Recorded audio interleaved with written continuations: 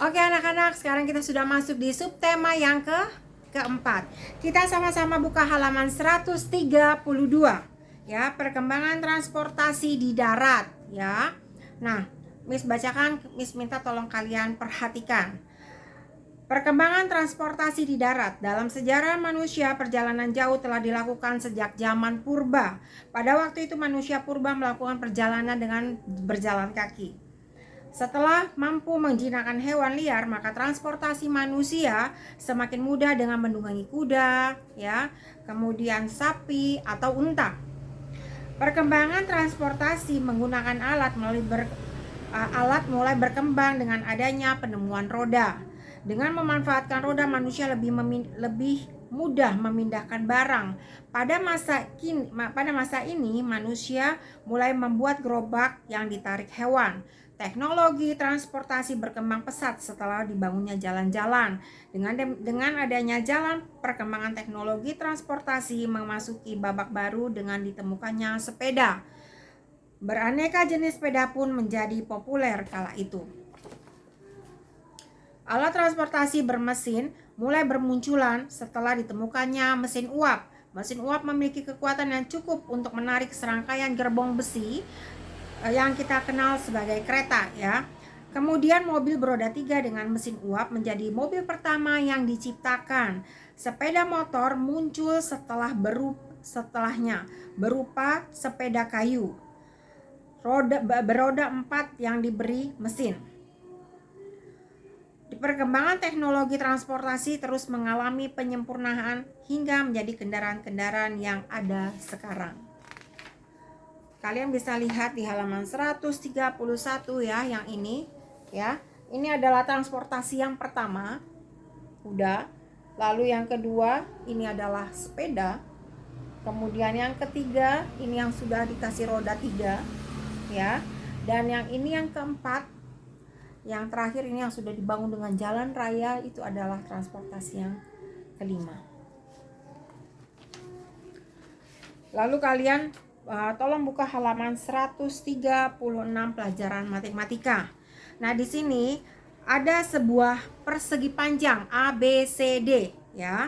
Nah, sisi AB dan sisi CD itu dinamakan panjang ya. Ya, ini AB dan CD. Ini sisi panjang. Ini sisi panjang ya.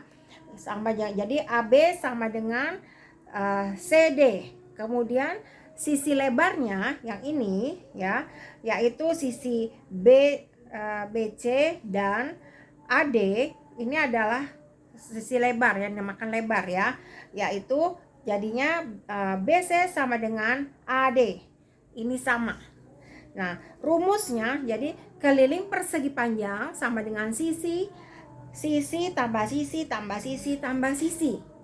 Ya. Nah, untuk disingkat, jadi kan kalau sisi tambah sisi tambah sisi tambah sisi, jadi panjang tambah lebar tambah panjang tambah lebar. Ya. Disingkat jadi keliling sama dengan 2 kali dalam kurung panjang tambah lebar tutup kurung. Itu rumusnya. Ya, jadi rumus keliling persegi panjang sama dengan 2 kali panjang ditambah lebar. Nah, sekarang kalian bisa lihat di sini soal contohnya. Ada sebuah persegi panjang yang panjangnya 6 cm dan lebarnya 2 cm. Ya, ini 6 cm dan lebarnya 2 cm. Nah, di sini kita masukkan rumusnya. 2 dikali panjang ditambah lebar, ya. Nah, 2 dikali panjang, panjangnya berapa? 6. Lalu 2 dikali lebar. Lebarnya di sini kalian tulis ada berapa? 2, ya kan? Nah, jadi 2 dikali 6 tambah 2 berapa? 8 kan? Nah, kalian tulis 2 2 dikali terus 6 ditambah 2 ini 8 kalian tulis. Jadi 2 dikali 8 sama dengan berapa? 16 cm. Jadi keliling persegi panjang ini adalah 16 cm ya. Kemudian Miss minta kalian buka lagi halaman 138. Di sini perkembangan kapal laut. Saat mulai melakukan perjalanan jauh, manusia memikirkan cara untuk menyeberangi lautan. Manusia ingin mengetahui tempat-tempat yang belum pernah dijelajahi. Oleh karena itu, berbekal keinginan dan pengetahuan sederhana, manusia mulai membuat perahu untuk mengarungi lautan. Perahu pertama yang dibuat oleh manusia prasejarah adalah kano. Kano dikenal sebagai nenek moyang kapal laut. Bentuk kano masih sangat sederhana. Manusia prasejarah menggunakan batang pohon untuk dibuat kano. Pemanfaatan kano masih terbatas untuk menyeberangi sungai atau danau, ya. Jadi seperti ini. Nih kanonya ya. Nih yang dipakai. Itu adalah cara proses pembuatan kano, dan pemanfaatannya waktu itu adalah untuk menangkap ikan. Semenjak masa prasejarah, alat transportasi air semakin berkembang. Pada setiap budaya atau peradaban suatu bangsa terdapat keterangan tentang perahu. Seperti pada peradaban bangsa Mesir, terdapat perahu Mesir yang dapat mengangkut hingga 20 penumpang. Demikian pula pada peradaban bangsa Romawi dan bangsa Viking. Perahu Romawi yang dikenal dengan nama galiun, ya, dapat berlayar dengan tenaga tambahan dari ratusan pendayung untuk meningkatkan kecepatan. Adapun perahu Viking yang disebut longship, ya, biasanya memiliki hiasan-hiasan yang indah. Nah, kalian bisa lihat ya gambar yang ada di sini. Nah, yang ini ada di sini, kalian bisa lihat itu adalah gambar perahu bangsa Mesir ya, yang dapat mengangkut banyak orang. Kemudian kalian bisa lihat yang ini, gambar ini dan gambar yang ini, yang A dan B. Nah, gambar A itu adalah model kapal galiun ya, bangsa Romawi punya model kapal galiun bangsa Romawi, sedangkan yang B itu adalah model kapal longship ya, longship bangsa Viking. Ya, yang ini Romawi, yang ini bangsa Viking ya, bangsa Viking. Kemudian seiring dengan perkembangan teknologi, masa kejayaan kapal layar pun berganti dengan ditemukannya mesin uap. Generasi kapal uap menandai akhirnya zaman kapal layar, berakhirnya zaman kapal layar. Kapal uap menggunakan tenaga uap dari kettle untuk menggerakkan baling-baling. Kecepatan kapal uap tentu mengalahkan kapal layar. Kemampuan daya angkutnya pun meningkat berlipat-lipat. Memasuki abad ke-20, bermunculan kapal-kapal bermesin diesel dengan bahan bakar solar. Mesin diesel lebih baik dalam hal tenaga dibandingkan dengan mesin uap. Di samping itu, mesin diesel lebih hemat bahan bakar dibandingkan mesin uap ya. Jadi kalian bisa lihat yang ini adalah kapal pesiar ya. Yang ini kapal pesiar yang bahan bakarnya itu yang menggunakan mesin diesel ya, dengan bahan bakar solar. Kemudian Miss minta kalian tolong buka kembali halaman 144 ya. Sejarah kereta api di Indonesia. Kereta api merupakan salah satu alat transportasi darat. Kereta api dengan mesin diesel dan mesin uap terdiri dari sebuah lokomotif dan rangkaian gerbong. Sejarah kereta api di Indonesia dimulai sejak masa penjajahan Belanda. Ketika itu rakyat Indonesia dipaksa membangun rel kereta api melalui sistem kerja paksa ya, kerja tanam paksa. Makanya kalian kalau misalnya pernah dengar ya, kerja paksa atau tanam paksa, nah ini ya. Kemudian jalur rel kereta api yang pertama dibangun berada di Desa Kemijen, Kecamatan Semarang Timur, Kabupaten Semarang. Setelah rel selesai dibangun, kereta bermesin uap menjadi alat transportasi yang digunakan. Kereta tersebut dibuat dengan sasis dari rangka baja dan badan terbuat dari kayu. Dalam perkembangannya, kereta bermesin uap digantikan oleh kereta bermesin diesel yang melayani rute perjalanan jauh. Pada tahun 1925, kereta rel listrik muncul. Kereta rel listrik tidak lagi menggunakan lokomotif karena mendapat tenaga dari aliran listrik ya, melalui kabel yang membentang antar stasiun. Kereta rel listrik ini menjadi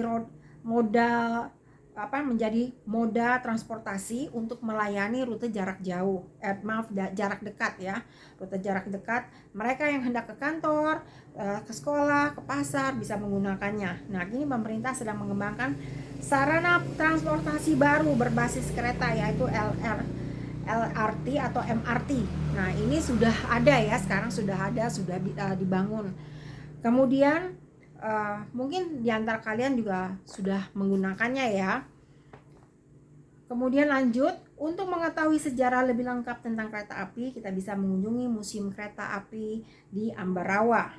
Museum ini berada di pusat kota Ambarawa, Kabupaten Semarang, Jawa Tengah. Nah, kalau kalian yang jalan-jalan ya, misalnya mau jalan-jalan jangan lupa misalnya ke arah Jawa Tengah ya, mampirlah ke Ambarawa ini di daerah Jawa Tengah Semarang. Jadi kalian bisa melihat di situ museum kereta api. Kemudian Miss minta kalian buka kembali halaman 148 ya. Di sini adalah bangun MNOP, berikut adalah persegi ya. Tadi persegi panjang, kalau ini adalah persegi ya.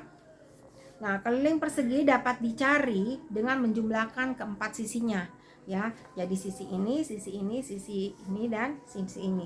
Karena semuanya sama ya. Kalau sini 4, ini 4, ini 4, ini 4. Kalau ini 2, di sini 2, di sini 2, sini 2. Itu namanya persegi atau 3, 3, 3, 3. Pokoknya sama. Nah, kalau yang berbeda yaitu persegi panjang. Sisi atas dan sisi bawah itu sama yang berhadapan. Sisi kiri dan sisi kanan atau lebarnya itu pun harus sama, ya. Nah, kalian lihat di sini, keliling persegi itu tadi Pis bilang sisi tambah sisi tambah sisi tambah sisi. Yaitu jadi 4 kali sisi. Jadi kalau rumusnya, jadi supaya kalian ingat, keliling persegi adalah 4 kali sisi. Nah, sekarang kalian lihat di sini, ya. Di sini contohnya, sini udah ditulis ada 8 cm, ya kan? 8 cm. Jadi karena ada tadi rumusnya 4 kali sisi, berarti 4 dikali 4 kali 8. 4 kali 8 berapa yo? Benar, 32 cm ya. Nah, seperti itu cara hitungnya. Kemudian Miss minta kalian buka halaman 150. Transportasi udara. Nah, di sini pesawat terbang merupakan alat transportasi udara. Pemanfaatnya paling diminati oleh orang yang ingin melakukan perjalanan jauh dengan waktu yang singkat, ya. Kemudian dalam dunia penerbangan, alat transportasi udara dibedakan menjadi pesawat bersayap tetap dan pesawat bersayap putar, ya. Pesawat bersayap tetap dirintis pertama kali pada tahun 1903 oleh Wright bersaudara. Ya, kesuksesan yang dicapai Orville dan Wilbur Wright ya adalah mereka berhasil menerbangkan pesawat bermesin.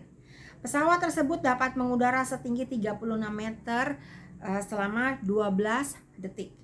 Pesawat terbang dapat mengudara karena mendapat daya dorong mesin hingga mencapai kecepatan tertentu. Pada kecepatan tersebut, udara di sekitar pesawat memberi gaya angkat terhadap sayap pesawat. Akhirnya pesawat terbang pun dapat mengudara. Adapun pesawat yang bersayap putar, ya kita kenal dengan nama helikopter. Penemuan helikopter dipelopori oleh Igor Sikorsky pada tahun 1910. Sayap yang dinamis ini ditenagai oleh sebuah rotor sehingga dapat memberi gaya angkat kepada helikopter.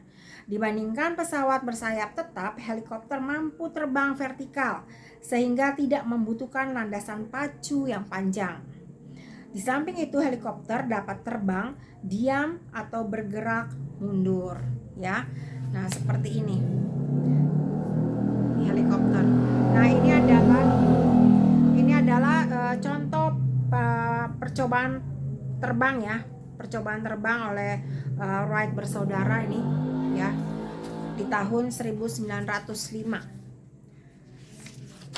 Kemudian Miss minta kalian buka kembali halaman 155, ada alat transportasi umum. Hampir setiap hari kita melakukan perjalanan menggunakan alat transportasi, baik perjalanan dekat maupun jauh. Alat transportasi memudahkan kita menuju tempat tujuan. Untuk perjalanan yang dengan jarak dekat, kita menggunakan alat transportasi darat seperti mobil dan sepeda motor. Sementara untuk perjalanan jarak jauh digunakan kereta, api, kapal laut, dan pesawat terbang. Sebagian besar alat transportasi darat merupakan kendaraan pribadi, ya. Kendaraan pribadi digunakan karena lebih praktis, kemudian aman dan nyaman, tanpa harus menunggu atau berdesak-desakan. Orang-orang lebih menyukai bepergian dengan kendaraan pribadi. Adapun sebagian lainnya merupakan kendaraan umum. Kendaraan umum seperti bus kota, minibus angkutan kota, dan kereta api menjadi pilihan untuk berpergian. Namun semakin banyak kendaraan di jalan raya akan mengakibatkan kemacetan, ya. Pada pagi dan sore hari jalan dipenuhi dengan kendaraan. Akibatnya terjadi antrean panjang di jalan. Antrean ini dipengaruhi dengan perilaku berlalu lintas yang buruk. Demi cepat sampai di tujuan, pengendara seringkali melintasi badan jalan yang bukan jalurnya. Akibatnya lalu lintas jalan raya bertambah semrawut, ya. Bertambah semrawut yang yang tadinya bisa jalan akhirnya menimbulkan sesuatu kemacetan. Kemacetan yang terjadi mengakibatkan polusi udara yang tinggi. Saat terjadi kemacetan, seluruh kendaraan berhenti dengan mesin yang menyala. Gas buangan kendaraan membuat udara semakin kotor. Polusi dari gas buangan kendaraan dapat menyebabkan berbagai gangguan kesehatan seperti iritasi mata, kemudian batuk, kelelahan, ya kan, sakit jantung, bahkan kematian mendadak. Ya, karena apa? Buangan asap itu adalah yang kotor, ya, jadi beracun. Kemudian Miss minta kalian untuk buka halaman 158. Ya, ini pelajaran matematika kembali. Di sini segitiga, ya. Segitiga itu 3 sisinya, ya. Ada 3 sisi 1, sisi 2. Nih, sisi 1, 2 dan 3. Ini namanya segitiga. Nah, kalian bisa perhatikan di sini bahwa keliling segitiga di samping ini AB tambah BC ditambah AC, ya. Jadi sisi 1 ditambah sisi 2 ditambah sisi 3. Menjadi yang bisa dirumuskan adalah keliling segitiga sama dengan sisi tambah sisi tambah sisi. Ya. Jadi misalnya di sini kalian lihat di sini, ya. Ini ada 10 sisi ini dan sisi ini 10, dan yang di bawah alasnya ada 8. Jadi kalau mau dihitung berarti sisi tambah sisi tambah sisi, ya. Jadi 10 tambah 8 tambah 10 sama dengan berapa? Pintar, ya, 28 cm. Nah, seperti itu cara perhitungannya saja. Kemudian Miss minta kalian buka halaman 160. Di sini kita mau belajar sama-sama sumber energi alat transportasi, ya. Nah, di situ kalian kita bisa sama-sama lihat bahwa sumber energi alat transportasi. Alat transportasi mendapat tenaga dari mesin untuk dapat berjalan. Mesin dapat bekerja karena mendapat sumber energi kimia dari bahan bakar, ya. Pemanfaatan bahan bakar untuk kendaraan mengalami perkembangan dari masa ke masa. Ya, pertama kali dibuat mobil menggunakan mesin uap. Kemudian bahan bakar digunakan untuk bahan bakar yang digunakan itu adalah batu bara. Batu bara dibakar untuk memanaskan ketel besar yang berisi air, ya. Selanjutnya uap air yang dihasilkan akan menggerakkan roda. Setelah era musim mesin uap berlalu, mobil memiliki mesin diesel sebagai penggantinya. Bahan bakar mesin diesel adalah solar.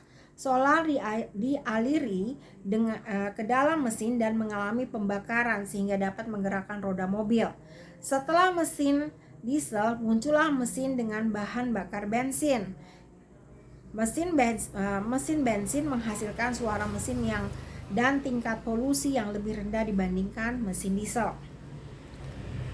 Kini teknologi transportasi semakin canggih. Saat ini mulai bermunculan mobil-mobil dengan sumber energi listrik. Di masa depan sumber energi seperti gas hidrogen, alkohol, dan tenaga surya pun dapat digunakan ya. Semua bahan bakar tersebut diharapkan mampu menggantikan bahan bakar minyak yang terbukti mahal dan merusak lingkungan. Nah, seperti sekarang ini ya. Jadi kalau yang namanya bahan bakar itu kalau kita pakai apalagi solar ya, wah luar biasa. Tapi ya pada intinya semuanya sih memang yang namanya pembuangan pasti udaranya itu akhirnya tercemar dan kotor ya. Jadinya kita pun harus berhati-hati, jangan sampai menghirup ya, kita jangan sampai menghirup asap tersebut dari kendaraan-kendaraan yang ada. Nah, sampai di sini pembelajaran kita pada hari ini. Jadi maaf, satu lagi ya, yang halaman 163. Nah, di sini ada pelajar yang ini ya, nih persegi panjang. Ya, persegi panjang. Sisi depan bawahnya itu 150, atasnya 150 ya, berhadapan 150. Yang ini sisi sebelah kanan dan sebelah depannya lagi, kiri dan kanan, ini adalah 40 cm. Nah, untuk mencarinya tadi bagaimana? 2 kali panjang ditambah lebar. Jadi kalian caranya adalah 2 dikali panjang. Nah, 2 dalam kurung 150 ya kan, ditambah lebar. Lebarnya berapa? 40 ya. Jadi kalau 2 kali panjang tambah lebar sama dengan 380. Nah, untuk penghitungannya seperti itu. Nanti kedepannya kalian akan lebih lagi untuk pembelajaran matematika. Nanti kalian akan lebih dalam lagi masuk di kelas 4 biar kalian bisa lebih paham dengan guru bidang studi matematika. Oke anak-anak, terima kasih semuanya. Terima kasih mama papa yang sudah mendampingi anak-anak dalam belajar selama ini. Saya ucapkan terima kasih anak-anak untuk video ini. Miss harapkan kalian lebih lagi mengerti ya. Nanti kita akan lanjut lagi ke tematik yang H ya, tematik 3H. Oke, terima kasih semuanya. Tuhan Yesus memberkati. Bye bye.